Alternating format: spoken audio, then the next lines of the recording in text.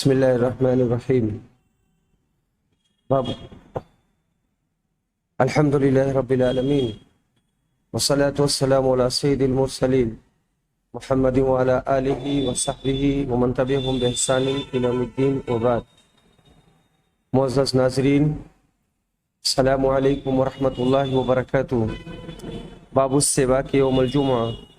وقال ابو سعید عن النبی صلی اللہ علیہ وسلم استنوا۔ قال الامام البخاری رحمہ اللہ حدثنا عبد الله بن يوسف قال اخبرنا مالك عن ابي الزناد عن الاعرج عن ابي هريره رضي الله عنه ان رسول الله صلى الله عليه وسلم قال لولا نشق على امتي او على الناس لامرتهم بالسواك مع كل صلاه۔ جمعہ کے دن مسواک کرنا۔ ابو سعید خدری نبی صلی اللہ علیہ وسلم سے روایت کرتے ہیں کہ آپ مسواک کرتے تھے۔ ابو ہریرہ رضی اللہ عنہ روایت کرتے ہیں کہ رسول صلی اللہ علیہ وسلم نے فرمایا کہ میری امت کے لیے اگر یہ چیز باعث مشقت نہ ہوتی یا لوگوں کے لیے تو میں ان کو ہر نماز کے ساتھ مسواک کرنے کا حکم دیتا۔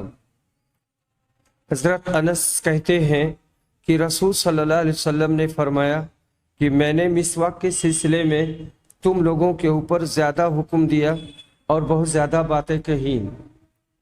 نبی صلی اللہ علیہ وسلم جب رات میں کھڑے ہوتے تھے تو آپ اپنے منہ کو مسواک سے رگڑتے تھے۔ ہر نماز میں مسواک کا اہتمام کرنا چاہیے۔ مسواک کرنا واجب نہیں ہے، اگر واجب ہوتی تو آپ حکم دیتے اکثر تو علیکم، یعنی مسواک کرنے کی بابت میں نے بہت کہا، مبالغہ کیا اور بار بار میں نے مطالبہ کیا ہے۔ اس مبالغہ میں جمعہ بھی شامل ہے، جیسے 5 نمازیں ہیں اس میں مسواک کرنے کی بات کہی گئی ہے تو اس میں جمعہ بھی شامل ہے۔ رات کی نماز میں تنہائی ہوتی ہے، جب اس میں مسواک کرنا چاہیے تو جمعہ میں بدرجہ اولا کرنا ہے، کیونکہ اس میں بڑا مجمع ہوتا ہے۔ اب موجودہ میڈیکل کم از کم صبح کو، شام کو یا دوپہر کو 3 بار مسواک کرنے کا حکم دیتا ہے اور منہ کی صفائی کا حکم دیتا ہے، لیکن ہماری اسلامی شریعت تو 5 بار اس کی صفائی کا مطالبہ کرتی ہے۔ باب من تسوک بسواک غیرہ، دوسرے کی مسواک سے مسواک کرنا۔ حضرت عائشہ رضی اللہ عنہا روایت کرتی ہیں، کہتی ہیں کہ عبد الرحمن بن ابو بکر آئے اور یہ مسواک لیے ہوئے تھے اور مسواک کر رہے تھے۔ رسول صلی اللہ علیہ وسلم نے ان کو دیکھا تو میں نے کہا کہ عبد الرحمن یہ مسواک دے دو ہم کو۔ انہوں نے مجھے دے دیا، میں نے اس کو توڑا اور اس کے بعد اسے چبایا اور نرم کیا، پھر میں نے اسے رسول صلی اللہ علیہ وسلم کو دے دیا۔ آپ نے اس سے مسواک کیا اور رسول صلی اللہ علیہ وسلم میری گود میں ٹیک لگائے ہوئے تھے۔ یہاں ایک لفظ آیا ہے قسمتہ، قسم یقسم، توڑا، اور مزغ یمزغ اور مزغ یمزغ، ضربہ سے بھی اور فتحہ سے چبایا۔ تو پہلے دانت سے اس کو توڑا اور اس کے بعد میں اسے چبایا، چبا کر کے نرم کر دیا، نرم کر کے رسول صلی اللہ علیہ وسلم کو دیا۔ باب ما یقرأ فی صلاۃ الفجر یوم الجمعہ، جمعہ کے دن فجر کی نماز میں کون سی سورت پڑھیں گے؟ ابو ہریرہ رضی اللہ عنہ روایت کرتے ہیں، کہتے ہیں کہ نبی صلی اللہ علیہ وسلم جمعہ کے دن فجر کی نماز میں الف لام میم تنزیل السجدہ اور هل اتى علی الانسان پڑھتے تھے۔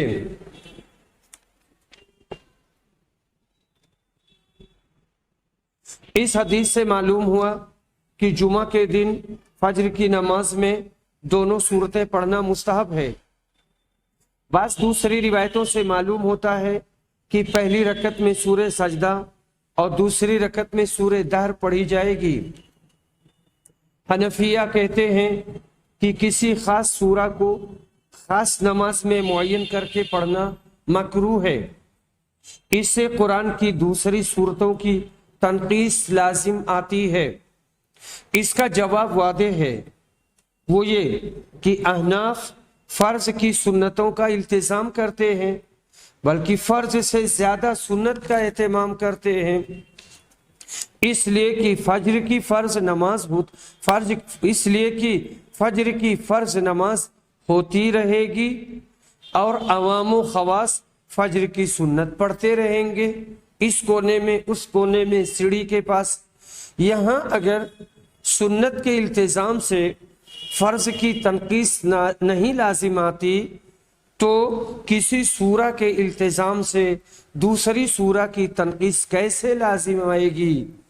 यहाँ तो दोनों कुरान की सूरतें हैं और दोनों को पढ़ना है। फवाइद, नमाज में सजदा की आयत पढ़ सकते हैं।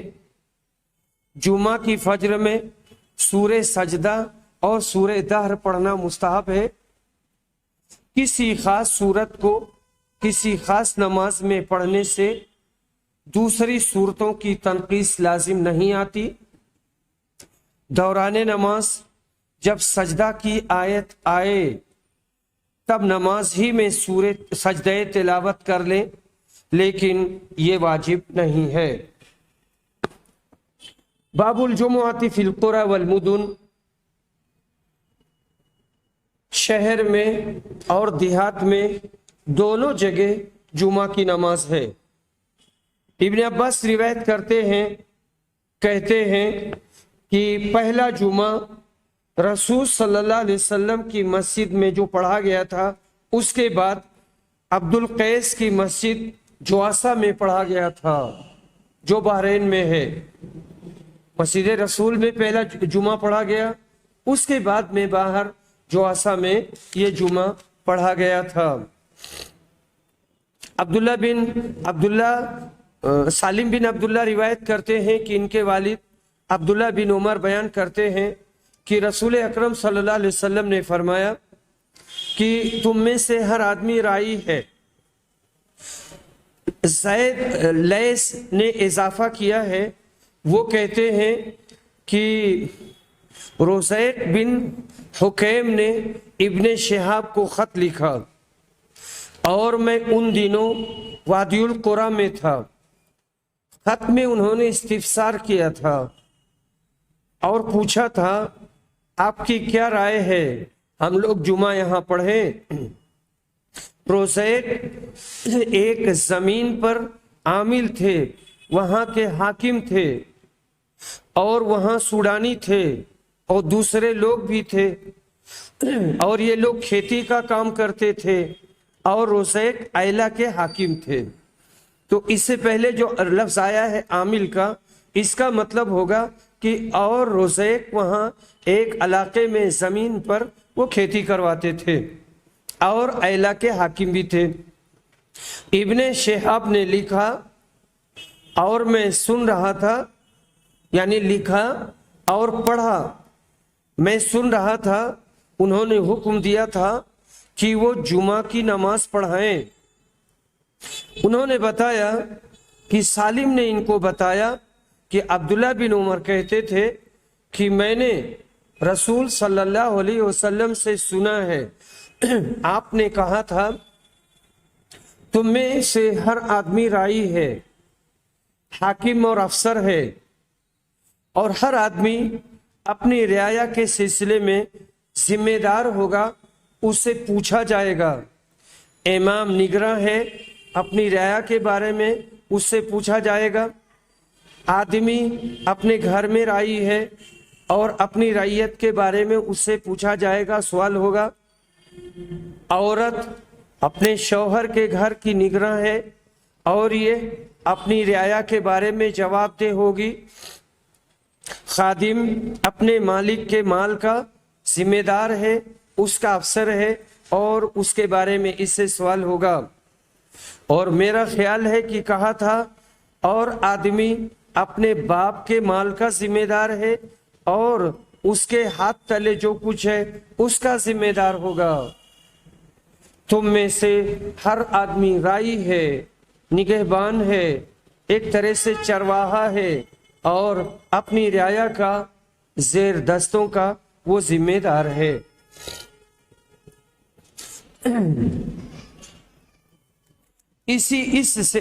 اس حدیث سے دیہات میں جمعہ قائم کرنے پر استدلال کیا جاتا ہے۔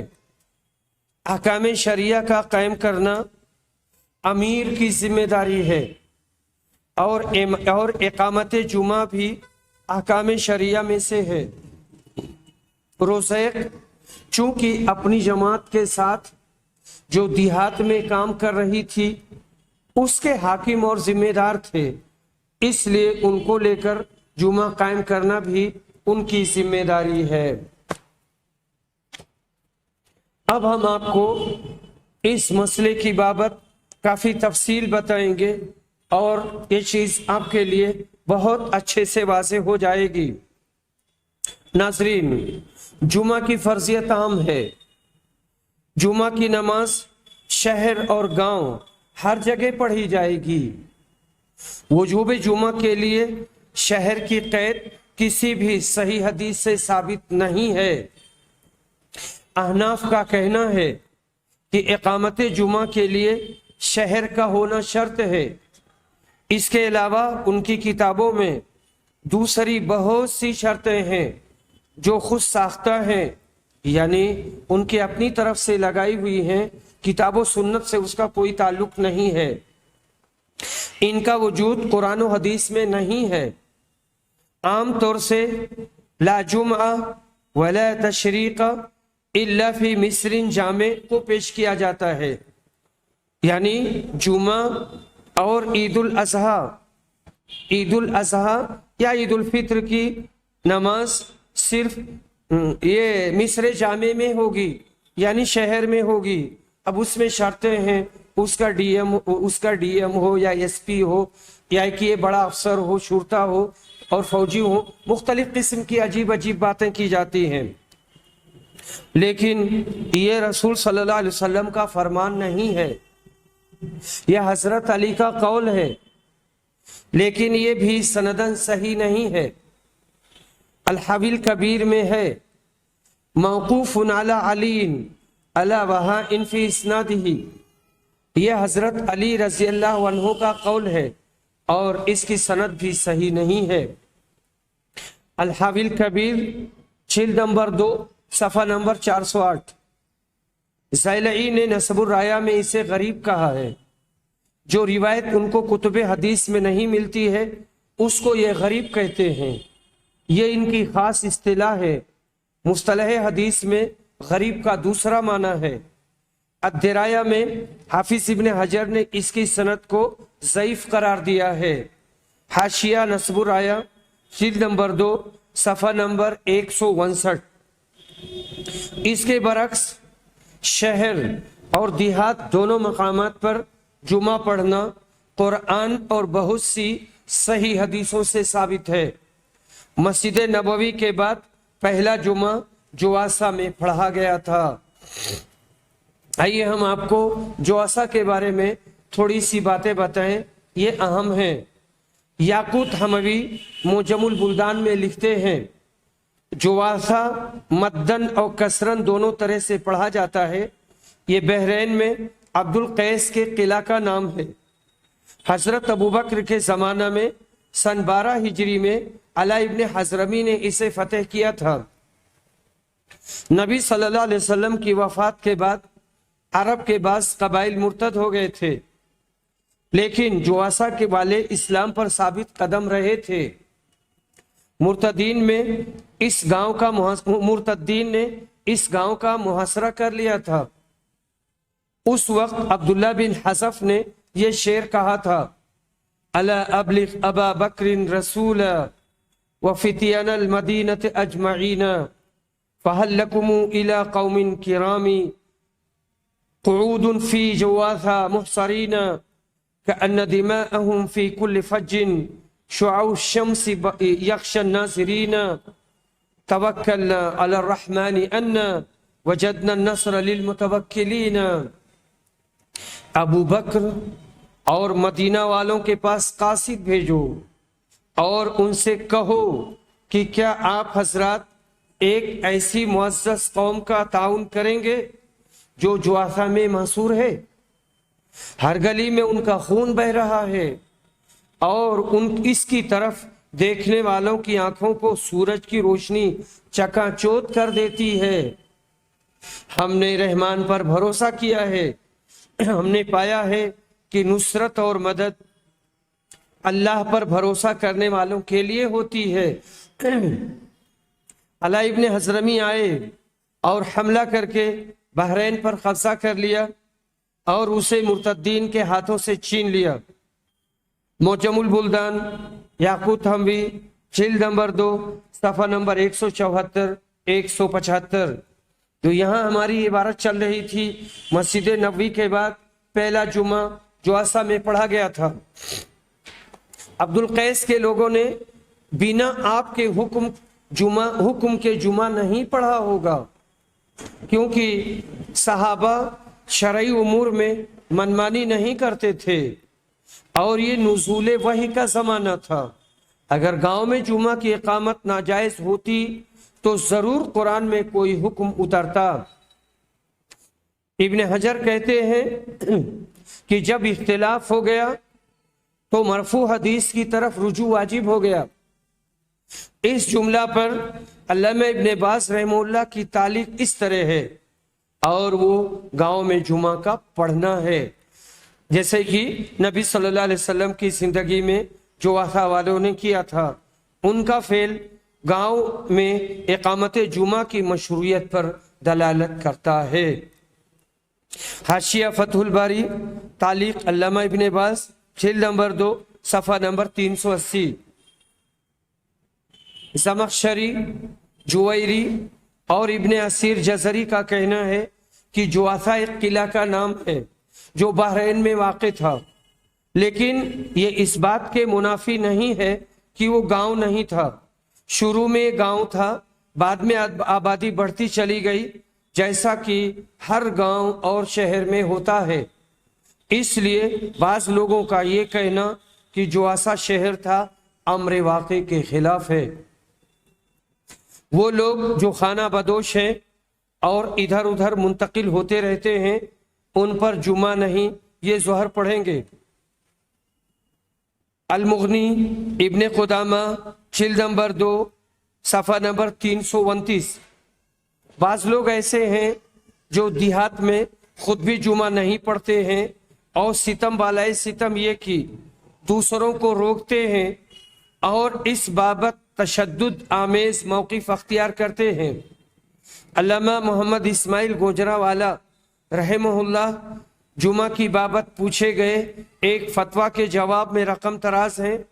1947 ईस्वी की हिजरत के बाद मौलवी इलियास मरहूम के मुतक़िदीन जहाँ इकामत पसीर हुए हैं, उनका वतीरा है कि वो जुमा को रोकने की सर तोड़ कोशिश करते हैं।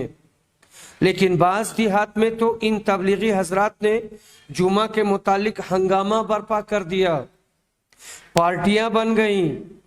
हालांकि अहले देहात पर जुमा की फर्जियत के मुतालिक कुरान और सुन्नत में काफ़ी ज़ख़ीरा मौजूद है और जुमा से रोकने के लिए तो कुछ भी नहीं। फतावा सलफिया मोहम्मद इस्माइल गुंजरावाला सफ़ा नंबर 7980। असद बिन जुरारा नकीउल खज़ामात में जुमा पढ़ाया करते थे। यह बस्ती मदीना से तकरीबन 1 मील के फासला पर वाक़े है। इन आसार का तज़किरा शौकानी ने नैलुल अवतार में और शम्सुल हक अज़ीमाबादी ने औनुल माबूद में किया है। इमाम बैहक़ी ने इन तमाम आसार का तज़किरा अस-सुननुल कुबरा जिल्द नंबर 3 सफ़ा नंबर 178 179 में अपनी सनद से फरमाया है। इससे ज़ाहिर होता है कि उस वक्त आम देहात बल्कि डेरों में भी जुमा बिला नकीर होता था। صحابہ میں گو حضرت علی وغیرہ اس کے خلاف تھے، لیکن وہ روکنے کی کوشش نہیں کرتے تھے۔ غالباً یہ سنت حضرات دیوبند سے شروع ہوئی ہے، جس کا احیاء جا بجا مولوی الیاس کی تبلیغی جماعت کر رہی ہے۔ انا للہ و انا الیہ راجعون۔ حافظ خطابی معالم السنن جلد نمبر 1 صفحہ نمبر 245 میں اسد بن زرارہ کی حدیث ذکر کرنے کے بعد فرماتے ہیں، اس حدیث میں فقہی نکتہ یہ ہے کہ جمعہ دیہات میں اسی طرح جائز ہے جس طرح چھوٹے اور بڑے شہروں میں، کیونکہ حرہ بنی بیاضہ مدینہ سے 1 میل پر ایک گاؤں ہے جہاں اسد بن زرارہ نبی صلی اللہ علیہ وسلم کی تشریف آوری سے پہلے جمعہ پڑھایا کرتے تھے۔ ابن قیم نے تہذیب السنن جلد نمبر 2 صفحہ نمبر 10 میں اس کی صراحت فرمائی ہے۔ حرہ بنی بیاضہ کا تذکرہ شروح حدیث سبل السلام، فتح العلام، عون المعبود وغیرہ میں مرقوم ہے۔ یہ واقعی چھوٹی سی بستی ہے اور یہ خیال کہ امر حضرت صلی اللہ علیہ وسلم سے مخفی رہا ناممکن ہے۔ اسد بن زرارہ نے نبی صلی اللہ علیہ وسلم کی ہجرت سے چند دن پہلے جمعہ پڑھا تھا۔ اس کے بعد نبی صلی اللہ علیہ وسلم مدینہ تشریف لائے ہیں، تو مشکل ہے کہ اتنی جلدی کا واقعہ نبی صلی اللہ علیہ وسلم کے سمے گرامی تک نہ پہنچا ہو۔ صحابہ کی عادت تھی کہ وہ چھوٹی چھوٹی دین کی باتیں حضرت صلی اللہ علیہ وسلم سے ضرور ذکر کرتے تھے۔ اتنا اہم واقعہ حضرت تک نہ پہنچا ہو ناممکن ہے۔ یہ پوری عبارت علامہ گوجرانوالہ کی ہے، فتاوی سلفیہ صفحہ نمبر 81۔ سید محمد نذیر حسین دہلوی رحمہ اللہ سے اس بابت پوچھا گیا تو موصوف گرامی نے اس کا بہت تحقیقی جواب دیا تھا۔ اسے فتاوی نظریہ جلد نمبر 1 صفحہ نمبر 352 سے 354 تک دیکھا جا سکتا ہے۔ مولانا لکھتے ہیں، واضح ہو کہ جمعہ پڑھنے کے لیے کسی قسم کی بستی ہونے کی ضرورت نہیں ہے، کیونکہ یہ بات کسی شرعی دلیل سے ثابت نہیں ہے، بلکہ شرعی دلیل سے یہ ثابت ہے کہ جمعہ کا پڑھنا ہر جگہ فرض ہے، خواہ شہر ہو یا گاؤں، اور خواہ بڑا گاؤں ہو یا چھوٹا گاؤں۔ اس کے بعد مولانا نے اذا نودی للصلاۃ سے دلیل پکڑی ہے۔ لا جمعہ ولا تشریق ولا فطر ولا اضحى الا فی مصر جامع کی بابت لکھتے ہیں، لیکن واضح ہو کہ حضرت علی کے اس قول سے جمعہ کے لیے مصر کا شرط ہونا ہرگز ثابت نہیں ہوتا، اور خود حنفیہ کے اصول و قواعد کے روح سے بھی ثابت نہیں ہوتا۔ اس واسطے کہ آیت قرآن اور احادیث صحیحہ مرفوعہ اس قول کی صاف نفی کرتی ہیں، کیونکہ آیت و احادیث مرفوعہ سے ثابت ہوتا ہے کہ صحت جمعہ کے لیے مصر کا ہونا شرط نہیں ہے، بلکہ ہر جگہ اور ہر مقام میں اقامت جمعہ صحیح و درست ہے، مصر ہو خواہ مصر نہ ہو۔ اور حنفیہ لکھتے ہیں کہ جب حدیث مرفوع صحابی کے کسی قول کی نفی کرے، یعنی صحابی کا قول حدیث مرفوع کے خلاف ہو، تو وہ قول حجت نہیں۔ فتح القدیر میں ہے، قول الصحابی حجہ فیجب تقلیدہ عندنا اذا لم ينفه شیء آخر من السنہ۔ صحابی کا قول حجت ہے، اس لیے ہمارے نزدیک ان کی تقلید واجب ہے، اس شرط کے ساتھ کہ وہ کسی سنت کے خلاف نہ ہو۔ اس بنا پر حضرت علی کا قول مذکور حجت نہیں ہو سکتا، اور جمعہ کے بعد ظہر پڑھنا ہرگز جائز نہیں ہے۔ اس فتویٰ کی توثیق کرتے ہوئے حضرت العلامہ محمد عبد الرحمن مبارک پوری رحمہ اللہ لکھتے ہیں فی الواقع قرآن و حدیث سے یہی ثابت ہوتا ہے کہ ہر جگہ اور ہر مقام میں اقامت جمعہ درست ہے اور چھوٹے اور بڑے گاؤں کی تفریق نہیں آئی ہے۔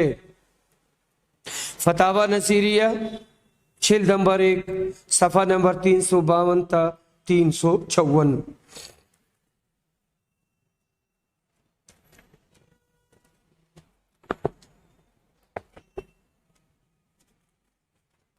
باب هل على من لم يشهد الجمعة غسل من النساء والصبيان وغيرهم؟ وقال ابن عمر انما الغسل على من تجب عليه الجمعة۔ اس مسئلہ کا بیان کہ وہ لوگ جن کو جمعہ میں نہیں آنا ہے، جیسے عورتیں، بچے، اور یہاں قوسین میں دو کا اضافہ ہے، مسافر اور اندھے، ان پر جمعہ کا غسل واجب ہے یا نہیں؟ عبداللہ بن عمر کہتے ہیں جمعہ کا غسل ان پر واجب ہے جن پر جمعہ واجب ہے۔ عبداللہ بن عمر کہتے ہیں کہ میں نے رسول صلی اللہ علیہ وسلم سے سنا ہے، آپ نے کہا تھا کہ جو آدمی تم میں سے جمعہ پڑھنے آئے وہ نہا لیا کرے۔ دوسری روایت ابو سعید خدری کی ہے کہ رسول صلی اللہ علیہ وسلم نے فرمایا جمعہ کا غسل ہر بالغ پر واجب ہے۔ ابو ہریرہ رضی اللہ عنہ کی روایت کہتے ہیں کہ رسول اکرم نے فرمایا ہم دنیا میں آخر میں آئے ہیں پر قیامت میں سب سے آگے ہوں گے، ان کو ہم سے پہلے کتاب دی گئی، ہم کو ان کے بعد دی گئی، اور یہ دن یعنی جمعہ کا دن اس کے بارے میں انہوں نے اختلاف کیا، اللہ نے ہماری رہنمائی کی، تو کل یہودیوں کے لیے ہے اور کل کے بعد نصارہ کے لیے ہے، اس کے بعد چپ ہو گئے۔ کل یہودیوں کے لیے ہے یعنی جمعہ کے بعد جو دوسرا دن ہوگا وہ سنیچر ہوگا، سنیچر کی تعظیم یہودی کرتے ہیں، اور اس کے بعد میں اتوار کی تعظیم نصرانی کرتے ہیں۔ پھر کہا ہر مسلمان پر واجب ہے کہ وہ 7 دن میں ایک دن غسل کر لیا کرے، اس میں وہ اپنا سر دھلے اور اپنا جسم دھوئے۔ اگلی روایت ابو ہریرہ کی ہے، کہتے ہیں کہ نبی صلی اللہ علیہ وسلم نے فرمایا کہ ہر مسلمان پر یہ واجب ہے کہ وہ 7 دن میں ایک دن غسل کر لیا کرے۔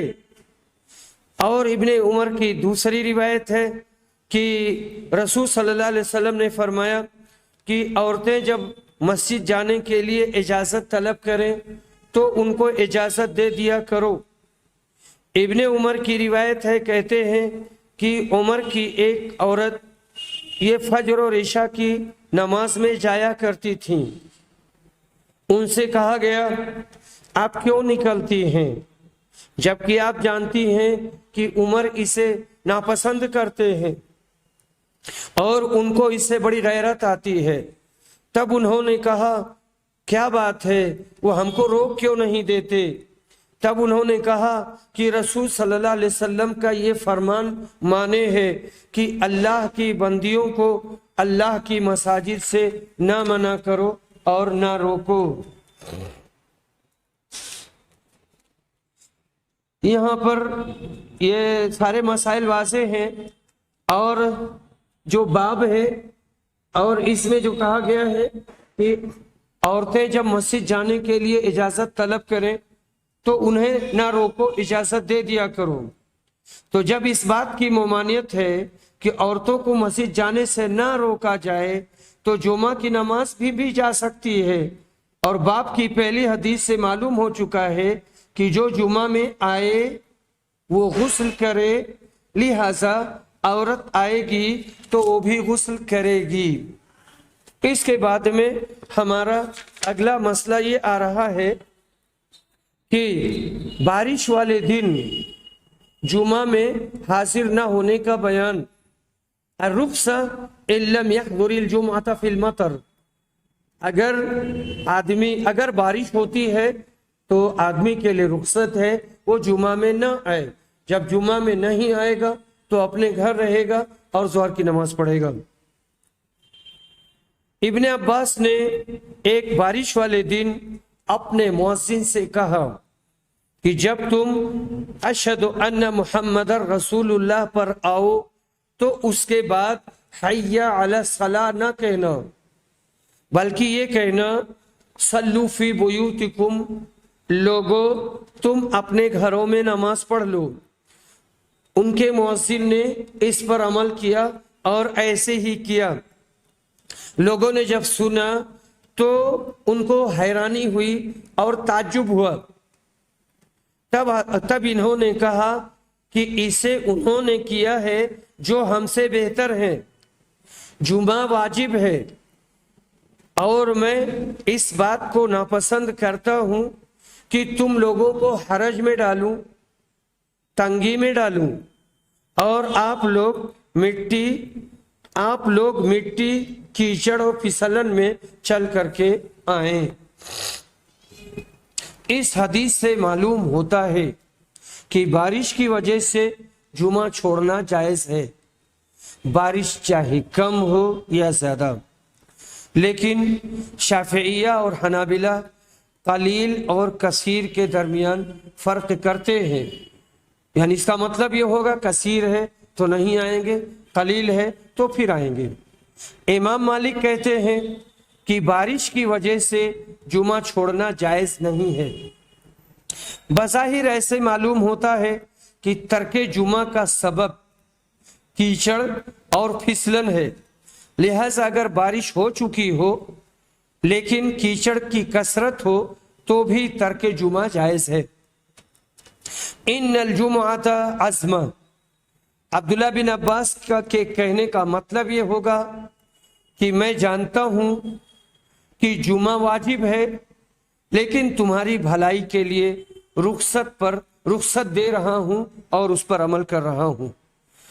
اگر میں مؤذن کو حی علی الصلاۃ کہنے دوں تو جو سنے گا اس کو بارش اور کیچڑ میں آنا پڑے گا اور اس کو تکلیف ہوگی، اور میں نے صلو فی بیوتکم، لوگوں اپنے گھروں میں نماز پڑھ لو کہنے کا حکم اس لیے دیا کہ تم کو معلوم ہو جائے کہ بارش بھی ان آثار میں سے ایک عذر ہے جس سے عزیمت رخصت میں بدل جاتی ہے۔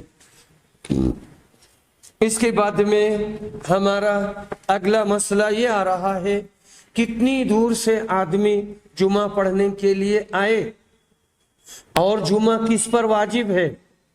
من این توت الجمعہ وعلی من تجب، کتنی دور سے جمعہ کے لیے آدمی آئے اور کس پر واجب ہے۔ اللہ نے فرمایا ہے جمعہ کے دن جب نماز کے لیے اذان دی جائے تو اللہ کی یاد کے لیے جاؤ۔ عطا کہتے ہیں اگر تم کسی جامع بستی میں ہو اور وہاں جمعہ کے دن نماز کے لیے اذان ہو تو تم پر جمعہ میں حاضر ہونا واجب ہے، اذان سنو یا نہ سنو۔ انس رضی اللہ عنہ کبھی اپنے گھر میں جمعہ پڑھتے اور کبھی نہیں پڑھتے، یا نہیں پڑھنے کا مطلب ہے گھر پہ نہیں پڑھتے، کوفہ چلے جاتے وہاں پڑھتے، حالانکہ ان کا مکان زاویہ نام کی جگہ میں تھا جو بصرہ سے 6 میل کے فاصلے پر ہے۔ روایت حضرت عائشہ کی ہے جو نبی صلی اللہ علیہ وسلم کی بیوی ہیں، کہتی ہیں کہ لوگ باری باری جمعہ کے دن اپنے گھروں سے اور عوالی سے آتے تھے، جب وہاں سے چل کے آتے تھے تو غبار میں اٹ جاتے تھے، پسینے میں ڈوبے رہتے تھے، اور اس کی وجہ سے ان کے جسم سے مہک آتی تھی، پسینہ بہتا تھا۔ رسول صلی اللہ علیہ وسلم کے پاس انہی میں سے ایک صاحب آئے اور رسول صلی اللہ علیہ وسلم میرے پاس تھے، تب آپ نے کہا لو انکم تطہرتم لیومکم ھذا، اگر تم لوگ آج کے دن نہا لیا کرتے تو اچھا ہوتا۔ جمعہ کے لیے مصر جامع کی بحث، یعنی مصر جامع تو اس کی بحث کیا ہے، اور یہ کیا یہ حدیث سے ثابت ہے یا نہیں ثابت ہے۔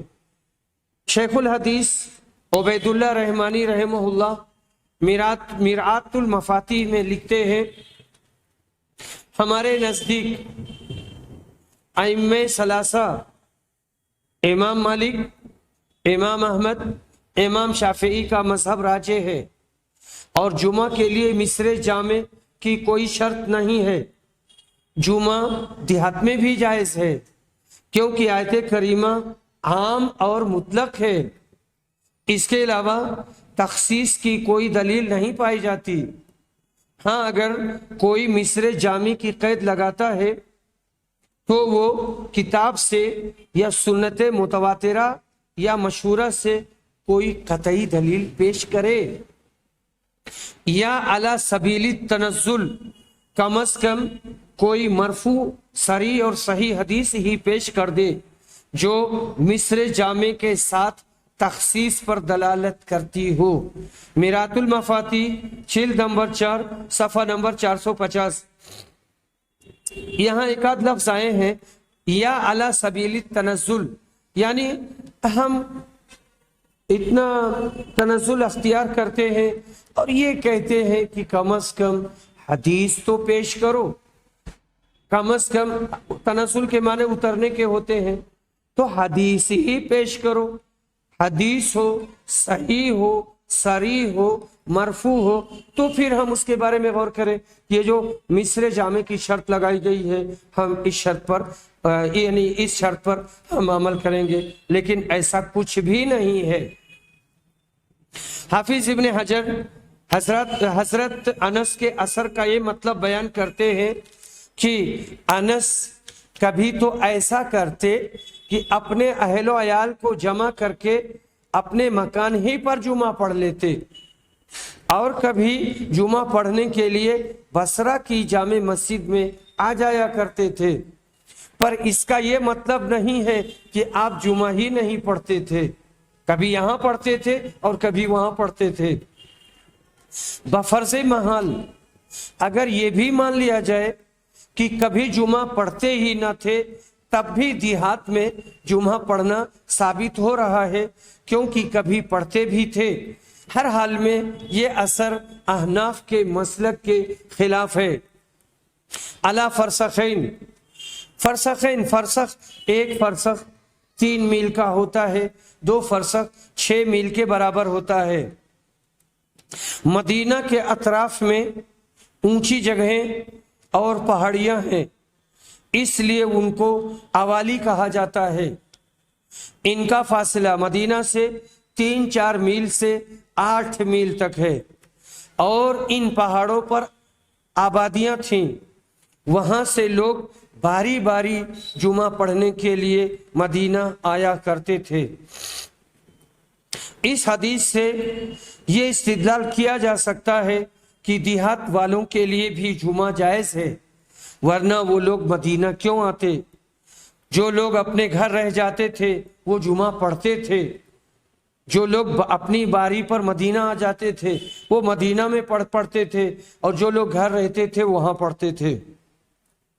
فوائد: اس حدیث سے غسل جمعہ کے حکم کی ابتدا کا پتہ چلتا ہے کہ جمعہ کے غسل کی ابتدا کب سے ہوئی اور اس کا پس منظر کیا ہے۔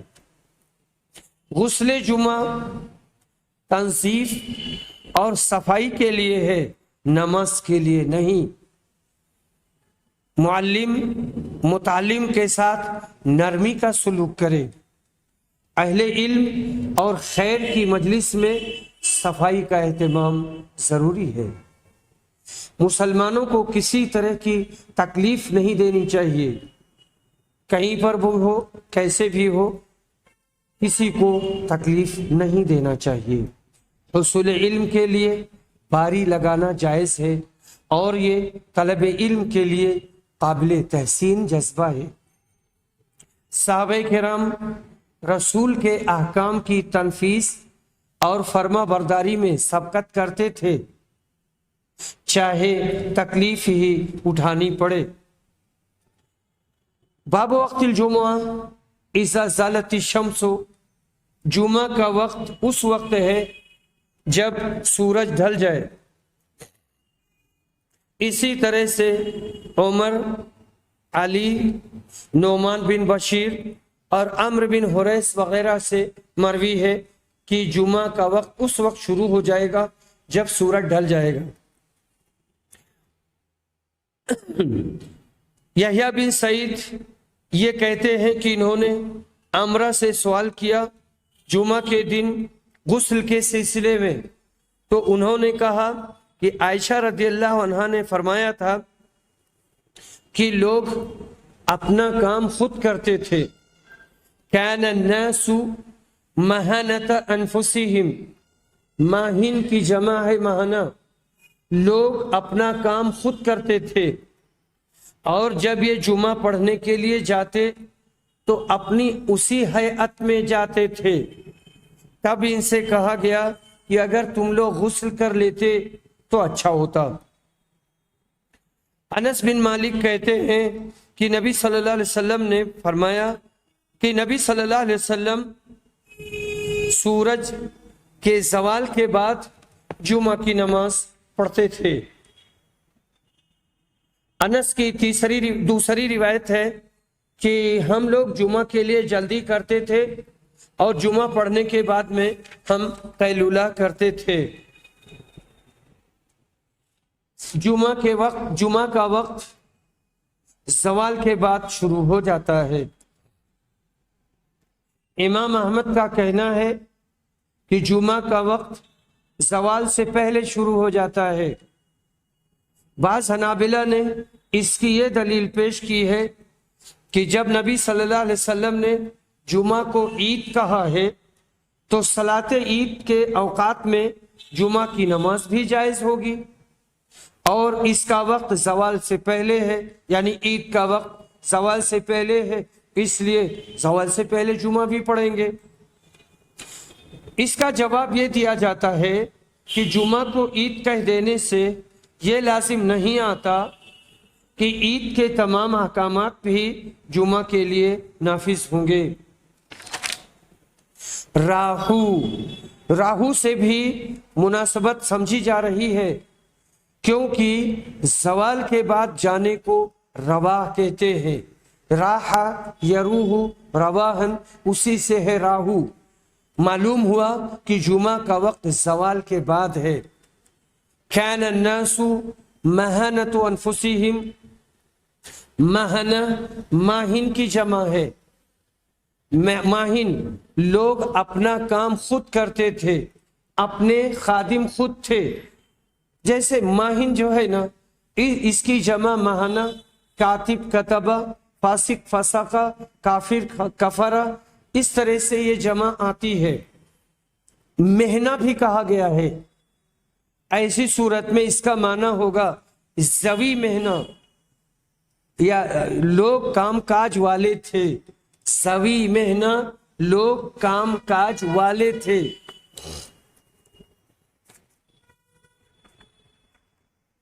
جمعہ کے وقت کے سلسلے میں بھی ہم تھوڑی سی تفصیل آپ کے سامنے پیش کریں گے۔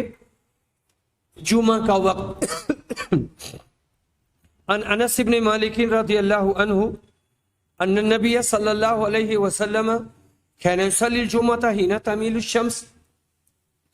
انس بن مالک روایت کرتے ہیں کہ نبی صلی اللہ علیہ وسلم زوال شمس کے بعد جمعہ پڑھتے تھے۔ سلمہ بن اکوع کی روایت ہے کہ ہم لوگ نبی صلی اللہ علیہ وسلم کے ساتھ زوال شمس کے بعد جمعہ پڑھتے تھے، پھر پلٹ کر آتے اور سایہ تلاشتے تھے۔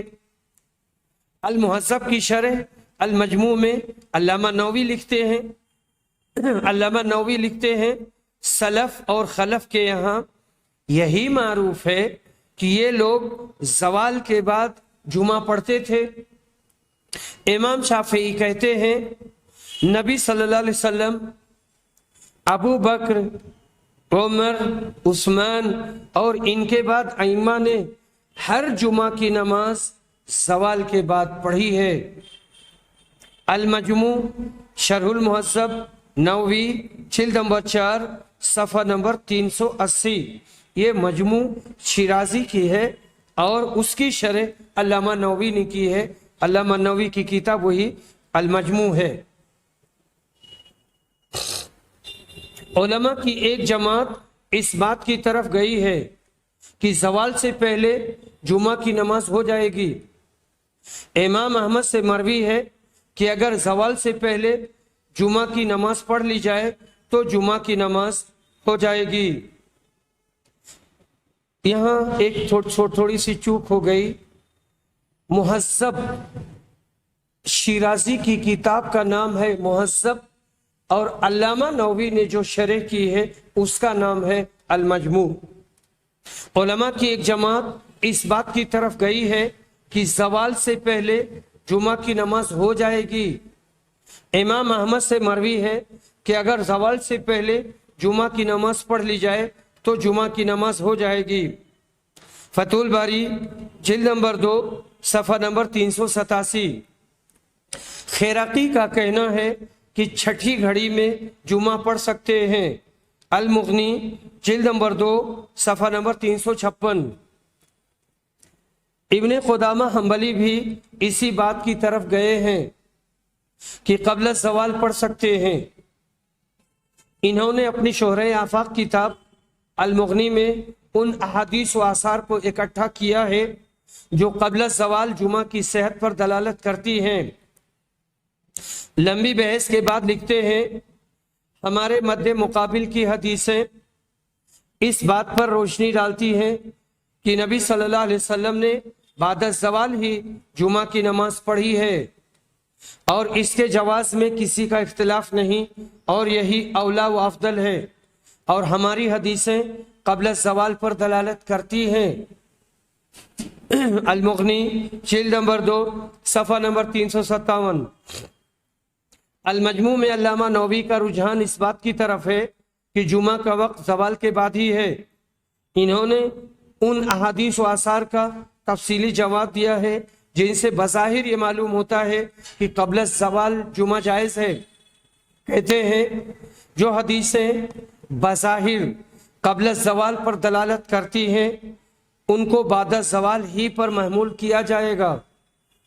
ہوتا یہ تھا کہ زوال کے فوراً بعد پڑھ لیتے تھے۔ ہر دلیل کا یہ مختصر جواب ہے، سارے مسلمان زوال شمس کے بعد جمعہ پڑھتے رہے ہیں۔ امام بخاری کا بھی یہی موقف ہے کہ جمعہ کی نماز زوال کے بعد پڑھی جائے گی۔ انہوں نے الجامع الصحیح میں یہ باب باندھا ہے، باب وقت الجمعہ اذا زالت الشمس، اس مسئلہ کا بیان کہ جمعہ کا وقت زوال کے بعد ہے۔ حافظ ابن حجر فتح الباری میں لکھتے ہیں کہ اس مسئلہ میں اختلاف کے باعث امام بخاری نے یہ بات تحریر کی ہے کہ جمعہ کا وقت زوال کے بعد ہے کیونکہ مخالف کی دلیل کمزور ہے۔ ابن حزم نے المحلہ میں بہت تاکید کے ساتھ اس بات کی صراحت کی ہے کہ جمعہ کا وقت زوال کے بعد ہے۔ المحلہ جلد نمبر 5 صفحہ نمبر 42۔ وآخر دعوانا ان الحمد للہ رب العالمین۔